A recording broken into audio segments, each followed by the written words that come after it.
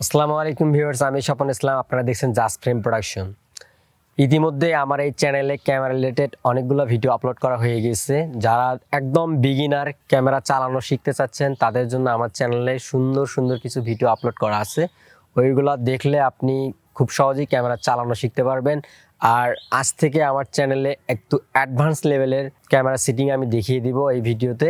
So আজকে ভিডিওতে আলোচনা করব ক্যামেরার ম্যানুয়াল সেটিং নিয়ে। আপনি ক্যামেরাতে অনেকগুলা মুড দেখতে পারবেন, তার ভিতরে ম্যানুয়াল মুড একটা।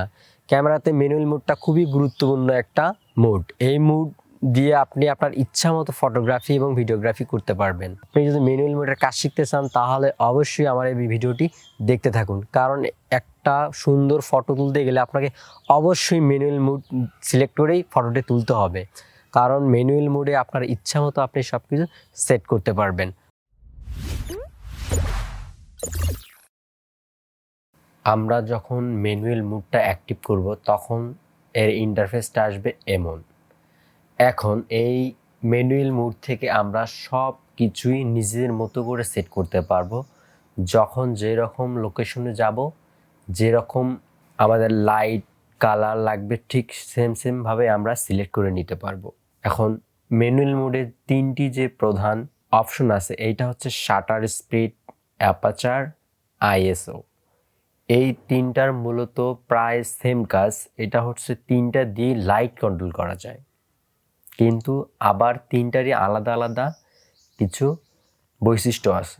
প্রথমে যদি আমি শাটার স্পিডটা বুঝাই, শাটার স্পিডটা মানে হচ্ছে একটা ছবি তুলতে কি পরিমাণ সময় লাগবে, এইটা হচ্ছে শাটার স্পিড। আপনাদেরকে বুঝাই, এখানে দেখছেন যে 1/60 দেয়া আছে, অর্থাৎ 1 সেকেন্ডকে 60 ভাগ করলে যে সময় হয় সেই সময়ের ভিতর একটা ছবি তুলবে। তাহলে আমরা যদি এইটা বাড়াই তাহলে সময় একটু কম লাগবে, আর যদি এটা কমাই তাহলে সময় বেশি লাগবে। এটা হচ্ছে শাটার স্পিডের প্রথম কাজ।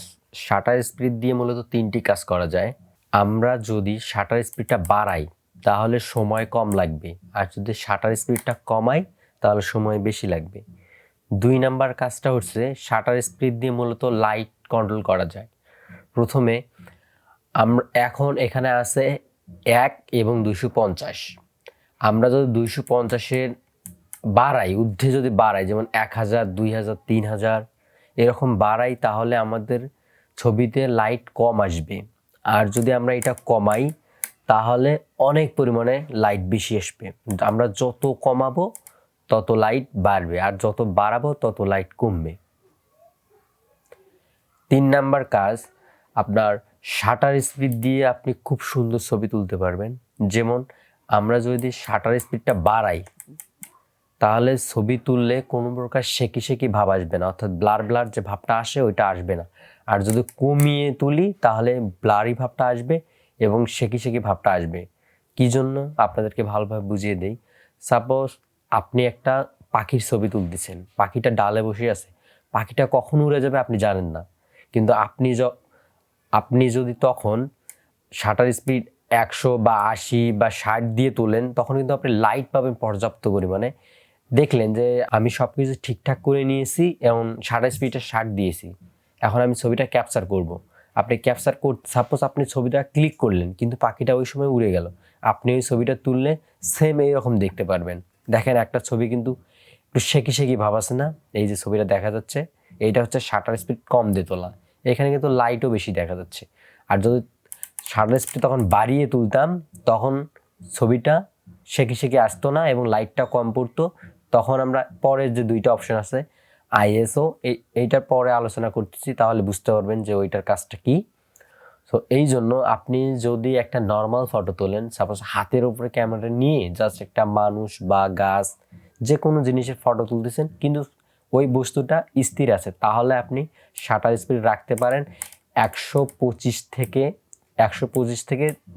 160 বা 200, তাহলে আপনি সুন্দর ফটো তুলতে পারবেন। আর আপনি যদি কোনো অস্থির বস্তুর ছবি তোলেন যেটা নড়াচড়া করতেছে, যেমন খেলাধুলার ছবি বা কোনো বাচ্চাদের ছবি তুলতেছেন, তাহলে আপনি শাটার স্পিড রাখবেন 200 থেকে 400, তাহলে খুব সুন্দর ছবি তুলতে পারবেন। শাটার স্পিডের কাজটা হচ্ছে শাটার স্পিড যত বাড়াবেন লাইট তত কম আসবে। শাটার স্পিডটা যত কমাবেন তত লাইট বাড়বে। শাটার স্পিড যত বাড়াবেন তত সময় কম লাগবে, এবং শাটার স্পিডটা যত কমাবেন তত সময় বেশি লাগবে ছবি তুলতে। এইটা হচ্ছে শাটার স্পিডের বৈশিষ্ট্য। এরপর আসি আমরা অ্যাপাচার। অ্যাপাচারের কাজটা হচ্ছে মূলত আপনার সাবজেক্টের পিছে কি পরিমাণে ব্লার আসবে, অর্থাৎ বুকে এফেক্টটা। আমরা একটা ছবি তোলার পর যে পিছে মুড়ো ব্লারটা দেখি ওইটাকে বুকে এফেক্ট বলে। এখন যে ফটোটা দেখতেছেন, দেখেন সাবজেক্টটা কিন্তু একদম ক্লিয়ার, কিন্তু ব্যাকগ্রাউন্ডটা অনেক ঘোলা দেখা যাচ্ছে। এই কাজটা করে হচ্ছে অ্যাপাচার। অ্যাপাচার মূলত ডিপেন্ড করে আপনার লেন্সের উপর।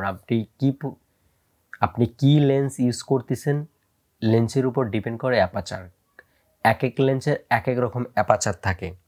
যেমন আমি এখন ইউজ করতেছি ক্যানন 18-55 কিট লেন্স। কিট লেন্সের অ্যাপাচার কিন্তু অনেক বেশি।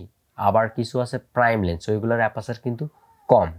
তাহলে কম আর বেশি এর পার্থক্যটা বোঝায়।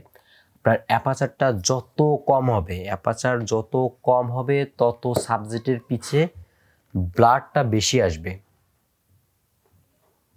আর অ্যাপাচারটা যত বাড়বে তত ব্যাকগ্রাউন্ডটা ক্লিয়ার হবে। তাহলে বোঝা গেল অ্যাপাচারটা যত কমে তত সাবজেক্টের পিছিয়ে ব্লাডটা বেশি আসে, আর অ্যাপাচারটা যত বাড়ে তত ব্লাডটা কমে। তাহলে অনেকেই যারা নতুন আমরা ডিএসএলআর কিনি তারা সবাই কিন্তু চায় যে আমাদের ছবির পিছে বেশি পরিমাণে ব্লার আসবে, দেখতে ভালো লাগবে। সো এই জন্যই কিন্তু আমরা প্রাইম লেন্সটা কিনি, বা যে লেন্সের অ্যাপাচার কম আমরা সেইটা কিনি। আপনি অ্যাপাচার জাস্ট কন্ট্রোল করতে পারবেন ক্যামেরা থেকে। যেমন আমি দেখাই, এই যে এফ দেখছেন, এক এক লেন্সের এক এক ধরনের অ্যাপাচার থাকে। কিট লেন্সের এটা হচ্ছে সর্বোচ্চ অ্যাপাচার হয় এফ, অর্থাৎ এফতে অ্যাপাচার, এবং এখানে 29 পর্যন্ত যাইতে পারবেন। এবং অ্যাপাচার যত বাড়াবেন তত তো আপনার লাইট কমবে এবং ব্লারটা কমবে, আর যত কমাবেন তত লাইট বাড়বে অ্যান্ড অ্যাপাচার অর্থাৎ পিছে মুড়ো ব্লারটাও বেশি হবে। সো এইটা হচ্ছে আমার কিট লেন্স। কিট লেন্সের সর্বনিম্ন অ্যাপাচার হচ্ছে আপনার 3.5 এবং সর্বোচ্চ আছে 5.6। আমার একটা প্রাইম লেন্স আছে, প্রাইম লেন্সটা হচ্ছে ক্যাননের 50mm, ওইটার সর্বনিম্ন অ্যাপাচার হচ্ছে 1.8। আর আপনার প্রাইম লেন্সের কিন্তু একটাই অ্যাপাচার থাকে, সেটা হতে পারে 1.8, 1.4 বা 1.2, আরও নিম্ন আছে। আবার দেখা 1.2 অবধি আছে, এবং এরও নিচে হয়তো নতুন আসছে কিন্তু আমি সেটা দেখি নাই। সো অ্যাপাচারের কাজ হচ্ছে এইটা, যত কমাবেন তত লাইট বাড়বে, পিছে ব্লার বেশি হবে, আর যত বাড়াবেন লাইট কমবে এবং ব্লারটাও কমবে। তাহলে অ্যাপাচারটা বুঝতে পেরেছেন। এরপর আসি আইএসও। আইএসও মূলত আপনার ছবিতে কি পরিমাণে লাইট সেট করবেন এইটা করে আইএসও। আইএসও এক এক ক্যামেরা এক এক ধরনের থাকে, কারণ আপনার ক্যামেরা কি রকম দামি তার উপর ডিপেন্ড করে আইএসটা থাকে। আমি এখন যে ক্যামেরাটা ব্যবহার করতেছি এইটা হচ্ছে ক্যানন ইউএস 600D, অর্থাৎ এইটা একটা এন্ট্রি লেভেলের ক্যামেরা। এই জন্য এটাতে আইএসও আছে আপনার 6400 সর্বোচ্চ, এবং সর্বনিম্ন 100 এটা প্রতিটা ক্যামেরাতে থাকে। তাহলে আপনার ক্যামেরার অনুযায়ী আইএসওটা বেশি এবং কম থাকবে। যেহেতু এটা একটা এন্ট্রি লেভেলের ক্যামেরা, এই জন্য এই ক্যামেরাতে যত আইএসওটা বাড়াবেন তত পরিমাণে ছবিতে লাইট বেশি পাবেন, কিন্তু আরেকটা প্রবলেম, ছবিতে বেশি পরিমাণে নয়েজ দেখতে পারবেন। আর যত কমাবেন লাইট কমবে কিন্তু নয়েজটাও কমবে। আমার নির্দেশনা থাকবে যারা এইরকম এন্ট্রি লেভেলের ক্যামেরাগুলো ইউজ করি বা করে, তারা সর্বোচ্চ একটা ফটোতে আইএসও 800 পর্যন্ত রেখে ছবি তুলতে পারেন, কিন্তু 400 বা 200 বা 600 এরকম আইএসও দিয়ে ছবি তুললে খুব ভালো মানের ছবি তুলতে পারবেন। আর যেগুলো বেশি দামি ক্যামেরা আছে ওইগুলোতে আইএসও অনেক বেশি পর্যন্ত দেওয়া যায়, কারণ ওই ক্যামেরাগুলোতে আপনার নয়েজ দেখা যায় না। আর যেগুলা মিররলেস বা ফুল ফ্রেম বডি আছে ওইগুলোর বিষয়টা একদম আলাদা, যেহেতু ওইগুলো দামি ক্যামেরা, এই জন্য ওইগুলো ফ্যাসিলিটি, অর্থাৎ আপনি ছবিতে কী পরিমাণ লাইট সেট করবেন ওইটা হচ্ছে আইএসও করবে। এরপর আসি আমরা, এই যে দেখতেছেন একটা মিটার দেখা যাচ্ছে, এই মিটারের কাজটা হচ্ছে এক্সপোজার কন্ট্রোল করতে পারবেন এইটা দিয়ে। এরপর আসি আমরা পিকচার স্টাইলে আপনি অনেকগুলো প্রিসেট পাবেন, এক একটা প্রিসেটে এক এক রকম কালার সেট করা আছে। আর নিচে যে তিনটা দেখতেছেন 1 2 3, এই তিনটাতে আপনি পেইড বা ফ্রি প্রিসেট ইউজ করতে পারবেন, আর এইগুলোতে আপনি কালার নিজে সেট করতে পারবেন। সো এই জন্য এই তিনটা দেওয়া আছে। আর উপরে যে প্রিসেটগুলো দেখতেছেন, যেমন এটা আছে অটো, সব কিছু কালার অটো করা আছে। এটা একটা স্ট্যান্ডার্ড, মানে এক এক প্রিসেটে এক এক রকম কালার দেওয়া আছে। আপনার যখন যেটা মন চায় আপনি তখন সেটা দিয়েই ছবি তুলতে পারবেন। এগুলো আপনারা চেক করে দেখবেন, তাহলে পারবেন। আপনাদেরকে একটু ধারণা দিই, অটো সব কিছু অটো দেওয়া আছে। আর স্ট্যান্ডার্ড মানে বুঝুন তো, সব কিছু একদম অ্যাকুরেট। এরপর আছে পোর্ট্রেট, আমরা যখন ক্লোজ ফটো তুলবো তখন এইটা দিয়ে তুলবো, তাহলে কালার খুব সুন্দর পাবো। এরপর আসে ল্যান্ডস্কেপ, এইটা হচ্ছে যদি আমরা একটা গ্রুপ ফটো তুলি তাহলে এইটা দিব। আর নিউট্রাল, এখানে সব কিছু কালার একদম নিউট্রাল আছে। এটা ফেডফুল, এইটাও একটা ভালো। আপনার ছবিতে যদি ইয়েলো টাইপের কালার চান তাহলে এইটা দিতে পারেন। মোনোক্রোম, সব সাদা কালো দেখতে পারবেন। এখন যে ফটোটা দেখতেছেন এটা হচ্ছে মোনোক্রোম প্রিসেট দিয়ে তোলা, একদম সাদা কালো। এরপর প্রিসেট আছে, আপনি এখান থেকে ইচ্ছা মতো প্রিসেট তৈরি করে নিতে পারবেন বা প্রিসেট ডাউনলোড করতে পারবেন।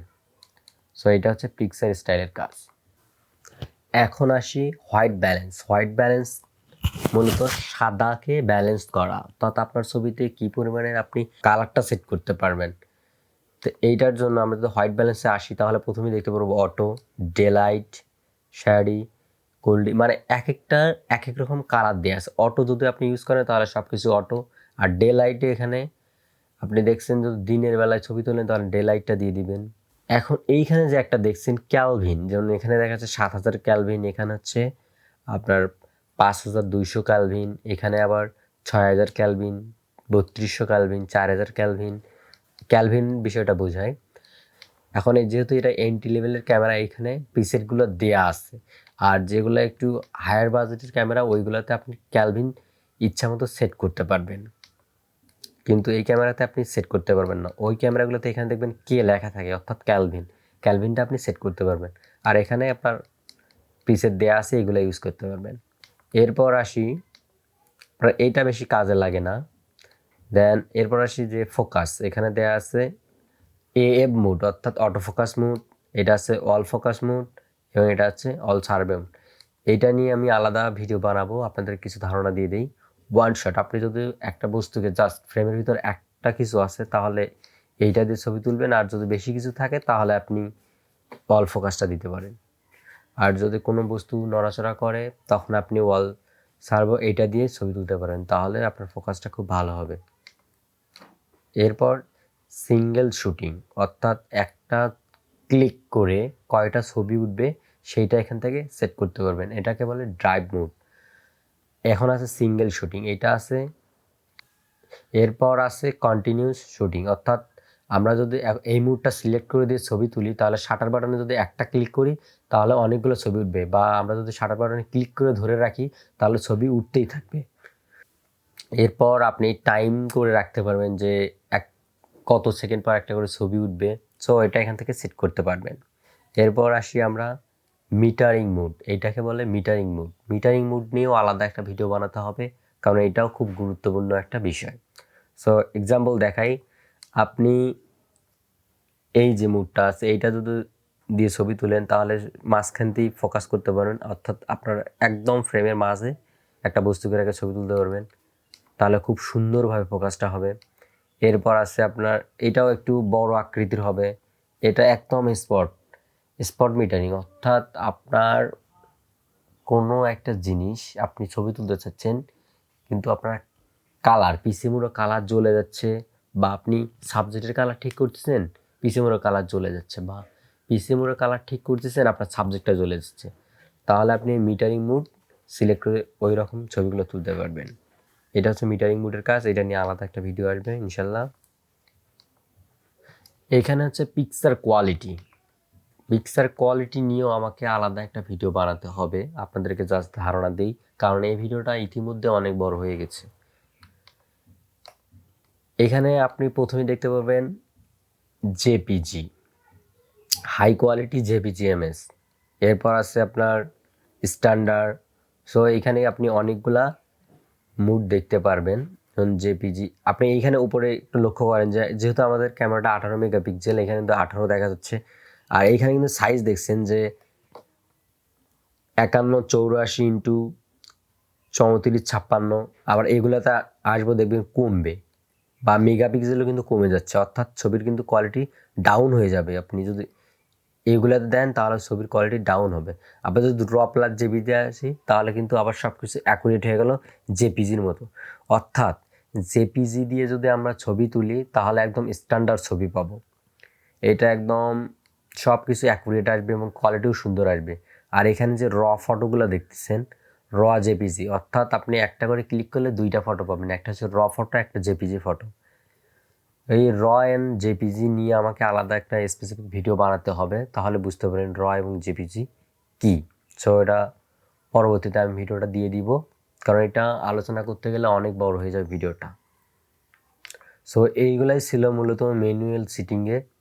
আশা করি যে বুঝতে পেরেছেন যে ম্যানুয়াল সিটিংয়ের কাজ কী, অর্থাৎ ম্যানুয়াল সিটিং দিয়ে আপনি সব কিছুই নিজের মতো সেট করে ফটো তুলতে পারবেন এবং ভিডিও করতে পারবেন। এই জন্য আপনাকে অবশ্যই ম্যানুয়াল মোডটা জানা খুবই দরকার ছিল।